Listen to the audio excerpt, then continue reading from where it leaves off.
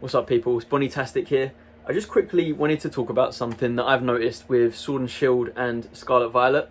I'm noticing that there's a succession of sets in a row that use a new Pokemon for the box art, and this sometimes puts old school collectors or people that don't collect as hardcore, it kind of puts them off picking up these sets because they think, oh, it's just going to be loads of new Pokemon, no one's had time to get attached to them, no one cares about them, etc. I remember when matchless fighters couldn't sell, people didn't want it. Single strike, rapid strike, $40, no one wanted it, didn't sell. Even Jet Black Geist, Silver Lance struggled to sell. And I look at that, and I look at the prices of all of those sets now. Even the weakest one, Silver Lance, is probably like $100.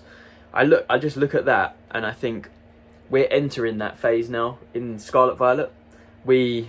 The next set, Crimson Haze, got Blood Moon, Ursaluna, and some Flaplin, whatever it's called. But the next few sets in a row all have names that refer to like DLC legendaries for Scarlet Violet. And so the same people that didn't pick up those sets, those Rapid Strike, Single Strike, Matchless Fighters, they might see these sets coming out and they might not pick them up, especially because the world is also struggling quite a bit right now. A lot of people are poor.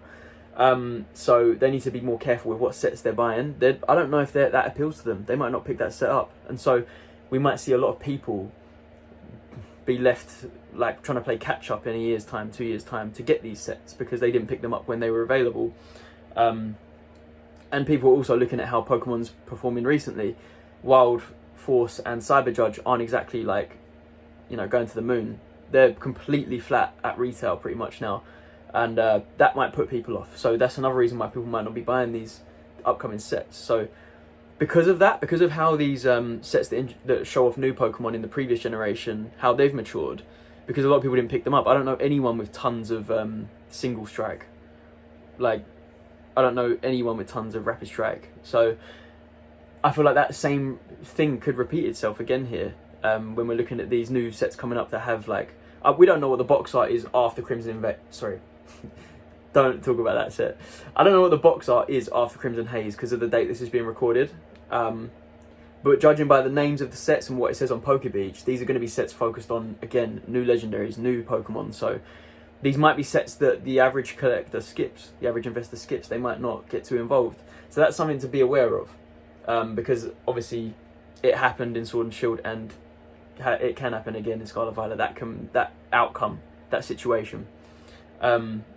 I'm having to play catch up. I want to get Matchless Fighters. I want to get more boxes so bad, but I'm now having to pay £120, which is 3 times what I could have paid like a couple years ago. So just keep your eyes out. If these new sets are good, because that's not the only reason those sets are expensive, by the way. It's not just because no one picked them up. It's also because there's some expensive hits in there.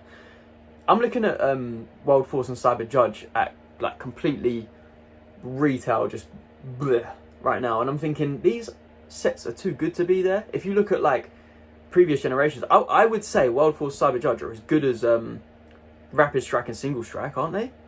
Surely. Like, these are the Johto legendaries and these are the Unova legendaries, and you're telling me that they're not as good as Urshifu.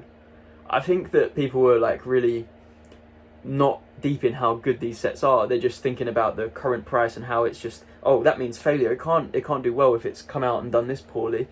I think that there's just too much supply for the amount of people actually buying at the moment. That's why these sets are so cheap. Or everyone's broke from buying 151. Fuck knows. But it's interesting to think about these new sets coming up.